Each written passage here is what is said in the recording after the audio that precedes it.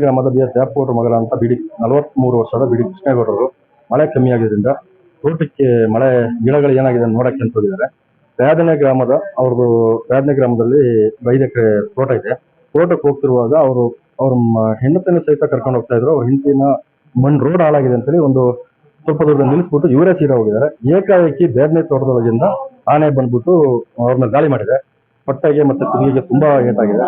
ಈ ಮಳೆಗಾಲ ಪರಿಸ್ಥಿತಿಯಲ್ಲಿ ಈ ಟೈಮ್ ನಲ್ಲಿ ಅವರು ಹೋಗ್ತಿರುವಾಗ ಈ ರೀತಿ ಆದಾಗ ನಾಳೆ ನಾವು ರೈತರುಗಳು ಯಾವ ರೀತಿ ನಮ್ಮ ಜೀವನ ನಡೆಸ್ತಾರೆ ಅನ್ನೋದು ಕಷ್ಟ ಆಗೋಗಿದೆ. ಒಂದು ಈ ಮಳೆ ತೀವ್ರ ಸೃಷ್ಟಿಯಾಗಿ ಬೆಳೆ ಹಾನಿ ಆಗ್ತಾ ಇದೆ. ಎರಡನೇದು ಈ ತರ ಕಾಡು ಪ್ರಾಣಿಗಳ ಹಾವಳಿ ಜಾಸ್ತಿ ಆಗಿದೆ.